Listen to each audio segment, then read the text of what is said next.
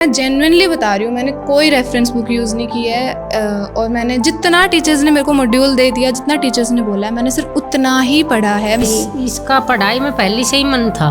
अच्छा, फिर यहाँ से हमारे बच्चे करके गए हुए थे तो इसलिए हमारे भी था भाई इसको डॉक्टर की कोचिंग अच्छा, दिलाएं। क्योंकि जब अच्छे नंबर आते थे तब तो ये लगता था कि बस अब तो हम ही जाएंगे एम्स दिल्ली में, है ना। ऐसा कभी नहीं करना कि सेल्फ स्टडी है, अब तो मेरा पेपर पास आ गया, अब असेंबली नहीं जाऊंगी, अब ये नहीं करूँ, नहीं जाना। जो कुछ भी बुला रहे वो आपका टाइम वेस्ट नहीं कर रहे हैं। हम पूछते जब भी कहते मेरे को पढ़ना है। नहीं यही था, क्योंकि मेरे को लग रहा है कि डिसिप्लिन बहुत ज़्यादा इम्पोर्टेंट था। So, before we dive into this inspiring conversation, let us talk about the platform which is playing a vital role in shaping countless success stories. So, yes, I'm proud that to share this, like we are the part of that platform that is PCP. And today, Nancy is there, like who has achieved 670 marks in this NEET this time and got RKGMC college at Hamirpur, Himachal Pradesh. So, Nancy, just tell something about you. So I'm Nancy from Rewari, Haryana, and I scored 670 marks in NEET 2024, and I got college in Himachal Pradesh, named RKGMC Hamirpur. Yeah, that's it. Okay. So, आपके साथ कौन आया है? अभी मेरे साथ मेरी नानी जी हैं। अच्छा, नमस्कार। So, क्यों आपको ऐसा लगा नानी जी कि इसका पढ़ाई में पहले से ही मन था। अच्छा, फिर यहाँ से हमारे बच्चे करके गए हुए थे तो इसलिए हमारे भी था भाई इसको डॉक्टर की कोचिंग अच्छा, दिलाएं। आपको पहले से पता था कि यहाँ से पहले ही काफी बच्चे यहाँ से हाँ गए मतलब हुए हैं और हमारे करके गए हुए हैं। सीकर से। हाँ जी, ठीक सीकर है। से। तो आपको कभी कोई परेशानी लगती थी जब आपने इतने दूसरे स्टेट के अंदर बच्चे को नहीं, छोड़ा? हमें कोई परेशानी ना लगी। कभी आपको बच्ची ने बताया नैन्सी ने कि मुझे यहाँ पे किसी भी तरह की कोई परेशानी आ रही है पढ़ाई से रिलेटेड या फिर कोई किसी तरह का उसको घर की याद आती हो? इसको पढ़ाई की रुचि थी, इसकी कोई परेशानी की वो नहीं थी। बात ही नहीं थी। नहीं थी। अच्छा, हम पूछते जब भी कहते मेरे को पढ़ना है। अच्छा, हाँ जी। ठीक है, ठीक। डॉक्टर बनना है मेरे को। डॉक्टर, ये मतलब इसको पहले से ही पता था? पहले से पता था इसका। ठीक ठीक। हाँ जी, बहुत अच्छी बात है। इसका नाना जी की भी यही चॉइस थी जी, दादाजी की भी। अच्छा, तो मतलब पता था पहले से कि हमें सीकर ही भेजना है। हाँ और सीकर में भी प्रिंस में ही भेजना है। हाँ जी। ठीक ठीक ठीक। यहाँ से करके गए हुए हैं हमारे मतलब बच्चे। पहले से? हाँ, पहले से ठीक, गए। ठीक। ओके। सो नैन्सी, आप बताइए कि क्या आपका रूटीन रहता था?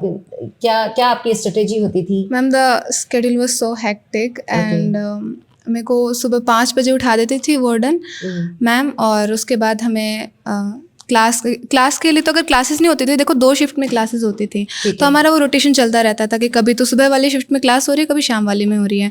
तो लेकिन ऐसा कुछ भी नहीं है कि अगर आपकी शाम वाली शिफ्ट में क्लास है तो आप सुबह नहीं उठ सकते। आपको कंपलसरी है, आपको उठना है, मतलब उठना है, नो मैटर सर्दी है, गर्मी है, क्लास है, नहीं है, संडे है, कुछ भी हो, आपको उठना पड़ेगा।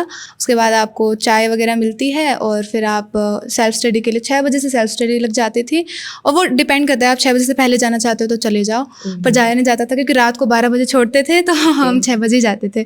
6 बजे सेल्फ स्टडी लग जाती थी। उसके बाद हम लोग सेल्फ स्टडी में पढ़ते थे, फिर हमें सीधा लंच पे बीच में 10-10 मिनट का ब्रेक मिल जाता था, वो डिसाइड होता था कि कितनी देर बाद देना है।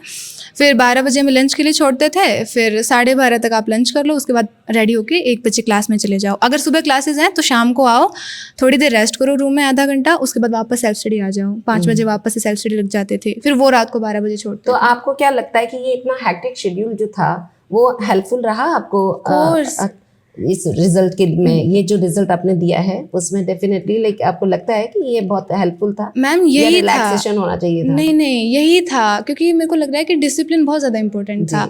अगर आपको पढ़ाई करने की आदत ही नहीं लगेगी ना, तो आपको पढ़ाई करने की आदत लगनी चाहिए। आपके सिटिंग आवर्स इतने होने चाहिए कि अब हमारा जब AITS चला था तो हमारे कई बार AITS ऐसे भी थे कि हमने दिन में 4-4 पेपर दिए हैं।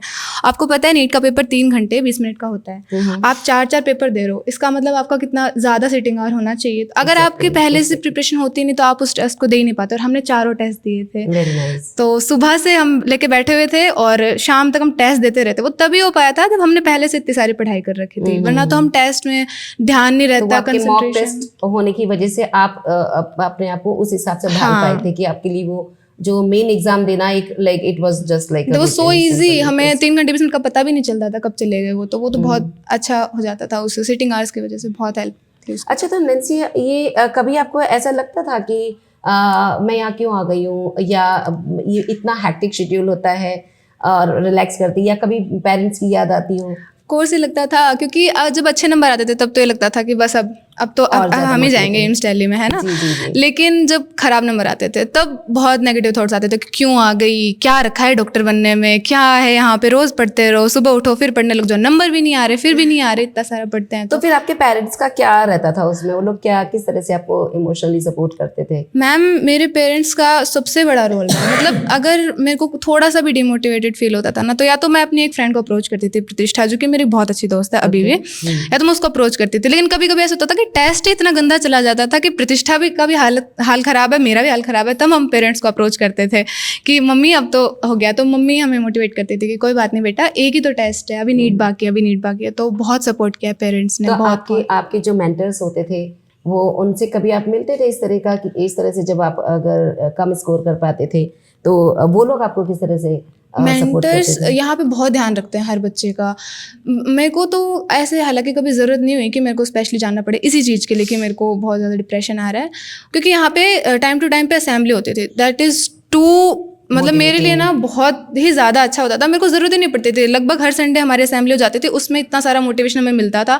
अच्छा सा हमारे कौन अंदर मोटिवेट करता था आपको? हमारे डायरेक्टर सर और हमारे पीयूष सुंडा सर, सब लोग हमें, डिलन सर बहुत अच्छा मोटिवेशन देते थे। तो मैं हर असेंबली में जाती थी। ऐसा कभी नहीं करना कि सेल्फ स्टडी है, अब तो मेरा पेपर पास आ गया, अब असेंबली नहीं जाऊंगी, अब ये नहीं करूँ, नहीं जाना। जो कुछ भी बुला रहे वो आपका टाइम वेस्ट नहीं कर रहे हैं, वो अच्छी बातें बताएंगे आपको, तो आपको हर असेंबली में जाना है। Very nice, very nice. तो और आप ये what about this your study material, is that sufficient, और लाइक आपको और कहीं से बाहर से भी कभी ज़रूरत पड़ी कि मैं बाहर से भी कोई स्टडी मटेरियल जो है वो मैनेज करूँ?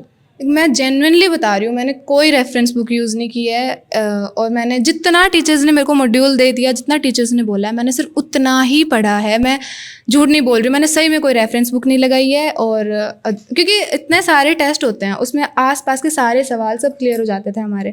अगर कोई हमारे मॉड्यूल से वैसे तो होता ही नहीं था, वैसे अगर 1-2 क्वेश्चन हो जाते थे तो टीचर्स हमें बता देते थे, हम उनसे पूछ लेते थे, तो वो उस बुक का क्वेश्चन भी हमारा कवर हो जाता था। Very nice, thank you so much Nancy. Last में बस ये चाहूँगी कि आप एक कोई मैसेज अगर बाकी एस्पिरेंट्स को देना चाहें, कि कोई ऐसी टिप्स अगर देना चाहें तो। मैं टिप्स तो ये दूंगी कि जैसे मैंने 12th के साथ जब मैंने अपना नीट का अटैम्प्ट दिया था, पहला अटैम्प्ट था, तो उसमें बेसिकली मेरे फेलियर का रीज़न यही था कि मेरे को ना जो टेस्ट हमें मिलते हैं ना मैम, उनको हमें अच्छे से एनालाइज करना होता है। आप अगर उसको नहीं करोगे तो आपको अपनी गलतियाँ पकड़ में नहीं आएंगी। यहाँ पे टीचर्स आपको हमेशा बोलेंगे, लेकिन बच्चा नहीं करता है। मैं भी नहीं करती थी, इतने नहीं करती थी, मतलब थोड़े बहुत करती थी। फिर बाद में हमें एक तरीका बताया गया कि आप अपनी गलतियों को कैसे सुधार सकते हो। तो हमने इस चीज़ का तोड़ ये निकाला था कि हमने एक सेपरेट नोटबुक बनाई थी, अपने जितने भी टेस्ट होते हैं हम लोग उसमें लिखते थे हमारी गलतियाँ, और उसको टाइम टू टाइम हम देखते रहते थे कि हमने कौन से टेस्ट में कौन सी गलती की है। That was too helpful for me, and I think you should also do this if you are preparing for NEET 2025। Very nice. Thank you so much, Nancy, Thank you, for ma'am. sharing